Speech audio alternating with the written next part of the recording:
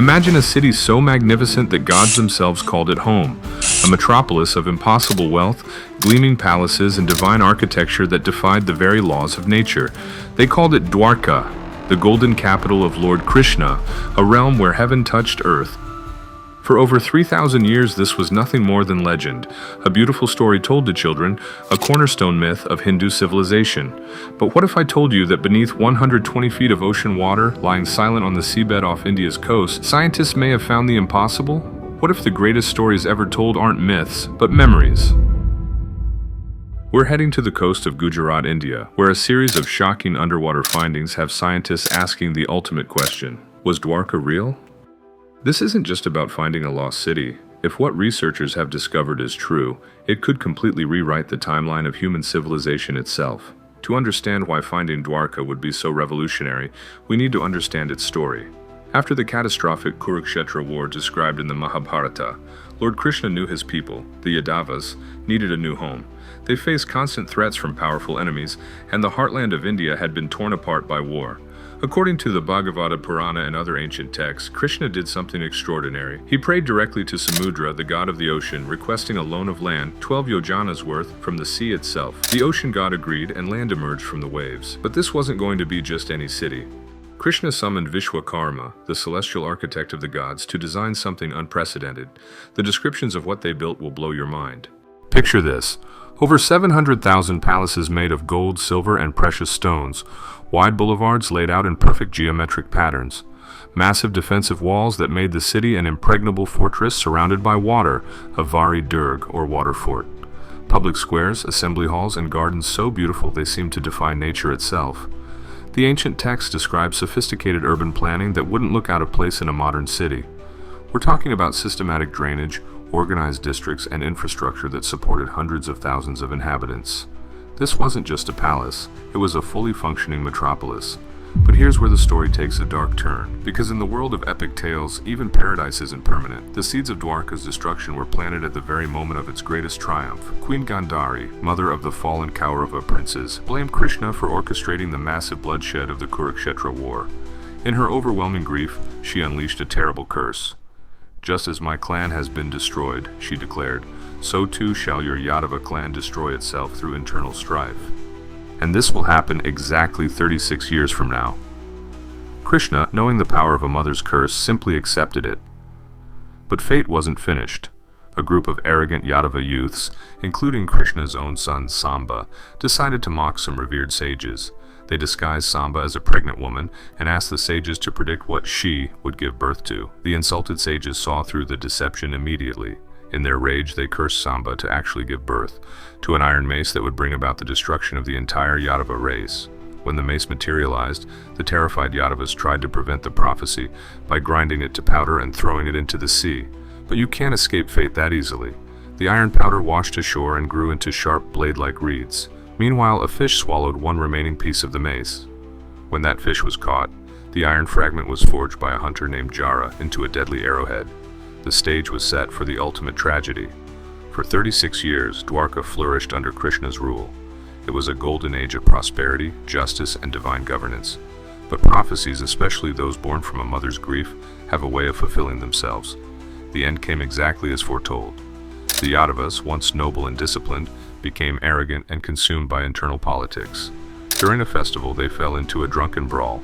In their fury, they began tearing up those cursed reeds from the shore, reeds that had grown from the iron powder of the mace. The reeds became weapons sharper than any sword. The Yadavas slaughtered each other in a frenzy of self-destruction. Krishna watched helplessly as his entire clan fulfilled Gandhari's curse to the letter. With his life's work destroyed, Krishna prepared to leave the mortal world. As he meditated under a tree, the hunter Jara spotted what he thought was a deer and shot his arrow. The arrow forged from the cursed mace. Krishna's time had come. The final act was swift. Arjuna, Krishna's dearest friend, arrived to find Dwarka in chaos. As he evacuated the surviving women and children, something extraordinary began to happen. The texts are very specific about what happened next. The ocean didn't slowly rise. It surged forward with supernatural force, reclaiming its borrowed land. In a single catastrophic day, the greatest city ever built vanished beneath the waves, leaving no trace behind. For over 3 millennia, that was the end of the story. Dwarka existed only in memory, in song, in the sacred text that preserved its legend. It was a moral tale about the rise and fall of civilizations, the consequences of arrogance, and the temporary nature of all earthly glory.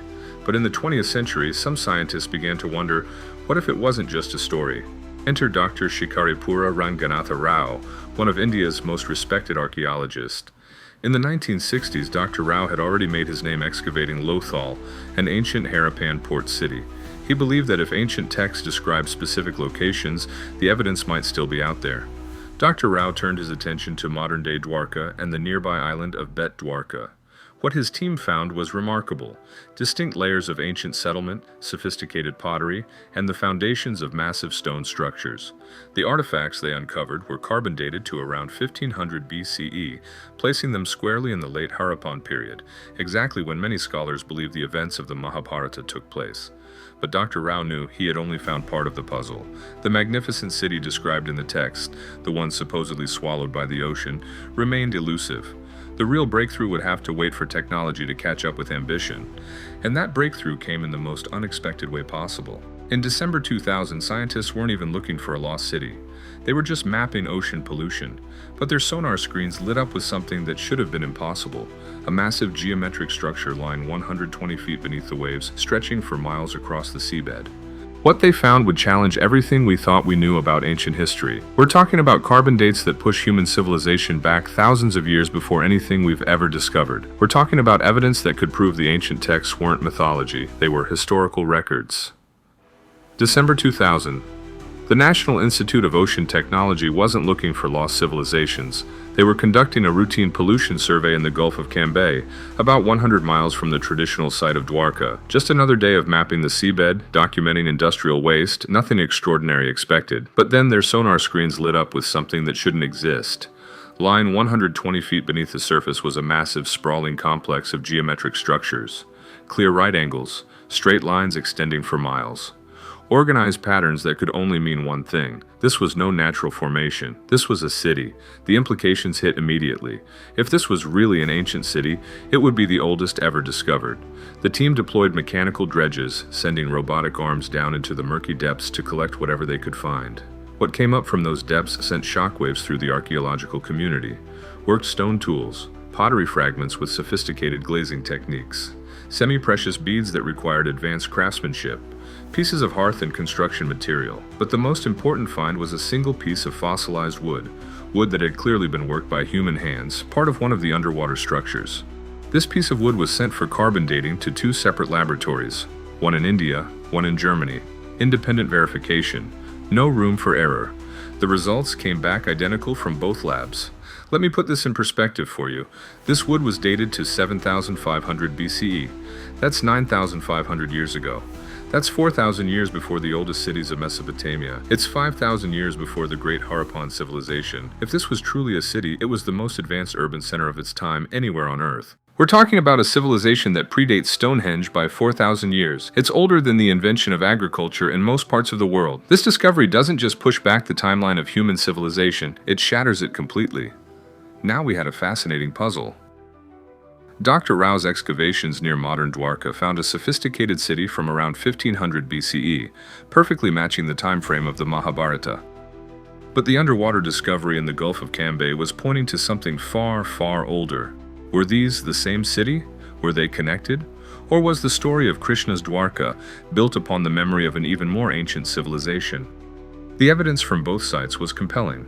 Dr. Rao's team had identified a 560-meter-long defensive wall and massive stone bastions. The underwater sites showed sophisticated urban planning, what appeared to be harbors, docks, residential districts, and complex water management systems. The sheer number of stone anchors found throughout the region testified to its importance as a major maritime trading hub. This wasn't just a city, it was a naval superpower. But here's the question that kept archaeologists awake at night. If these cities really existed, what happened to them? How does a massive urban center just vanish beneath the waves? To answer that, we have to go back to the end of the last ice age, roughly 12,000 years ago. As global temperatures rose, the colossal ice sheets covering North America and Europe began to melt. But this wasn't a gradual process. Research by geologists like Paul Blanchon has revealed that sea levels rose in sudden, catastrophic pulses called meltwater pulses. One researcher, Nilesh Oak, has cross-referenced geological data with astronomical references in ancient Indian texts. His work pinpoints a catastrophic sea level rise event around 5,525 BCE, where the Arabian Sea could have risen by as much as 15 meters, that's nearly 50 feet, in a geological instant. A 50-foot rise in sea level wouldn't just flood a coastal city, it would obliterate it completely. It would perfectly match the ancient description of the ocean, reclaiming its borrowed land. And there's another factor. The region off Gujarat's coast sits on an active seismic zone. A powerful earthquake could cause sudden land subsidence or trigger a massive tsunami. Either event could result in a thriving coastal city vanishing beneath the waves almost instantly. The geological evidence backs this up. Core samples from the region show clear sediment layers indicating sudden, massive flooding events that match the time frames we're discussing. But here's where things get really interesting. The ancient texts don't just describe Dwarka as a beautiful city, they describe a civilization with technology that seems impossible for its time. The Mahabharata talks about vimanas, aerial vehicles with detailed technical specifications. The texts describe weapons that sound eerily like modern explosives, energy weapons, even weapons of mass destruction. The Brahmastra, for example, is described as a weapon that creates a blinding flash, generates intense heat, and leaves the area uninhabitable for years. The descriptions read like eyewitness accounts of nuclear detonations. For decades, scholars dismissed these as poetic exaggeration. But when you're looking at evidence of advanced urban planning and maritime engineering from 9,500 years ago, you have to ask, what else did they know? Were these elaborate metaphors, or were they fragmented memories of a lost science? Technologies that flourished and then vanished, leaving only echoes in epic poems? The implications of the Dwarka discoveries extend far beyond archaeology. If verified, they fundamentally challenge our understanding of human development. The conventional narrative says the first great cities arose in Mesopotamia around 4000 BCE. The Dwarka evidence suggests that advanced urban maritime civilization existed in India at least 3,000 years earlier. It also validates the ancient oral and written traditions of India. The Puranas, the Mahabharata, these weren't just religious texts or entertainment. They appear to contain accurate geographical, astronomical, and historical data preserved across millennia. This represents one of the most sophisticated information preservation systems in human history, knowledge passed down through countless generations with remarkable accuracy. The Archaeological Survey of India has launched new expeditions to systematically document these underwater ruins. Each dive brings new artifacts, new evidence, new questions. Advanced imaging technology is revealing more details about the underwater structures. We can see defensive walls, what appear to be dock systems, residential foundations, and sophisticated drainage networks. Computer modeling is helping archaeologists piece together what these cities might have looked like at their peak. The results are breathtaking. Urban planning that rivals modern cities, integrated with the natural harbor systems in ways that demonstrate incredible engineering knowledge. But perhaps the most profound lesson from Dwarka isn't about technology or timelines. It's about the relationship between civilization and nature. Here was a civilization at the absolute peak of its power. Advanced technology, sophisticated urban planning, control over vast maritime trade networks. And yet, when internal conflict weakened their society, when they lost their moral center, the forces of nature reclaimed everything they had built. In an age of climate change and rising sea levels, the story of Dwarka becomes more than just ancient history. It becomes a mirror for our own time. The ancient texts say that Krishna's city was built on land borrowed from the ocean. Eventually, as all loans must be, it was repaid with interest. Deep beneath the waves off India's coast, the search for answers continues. Every artifact recovered from the silt brings us closer to understanding not just what happened to Dwarka, but what it means for our understanding of human civilization itself. We may be looking at the oldest advanced civilization ever discovered. We may be holding proof that humanity's story is far older and more complex than we ever imagined. Was Dwarka real? The evidence is compelling, controversial, and growing stronger with each expedition. What we're finding in these underwater ruins isn't just Krishna's lost city. It may very well be a lost chapter of humanity itself. What do you think?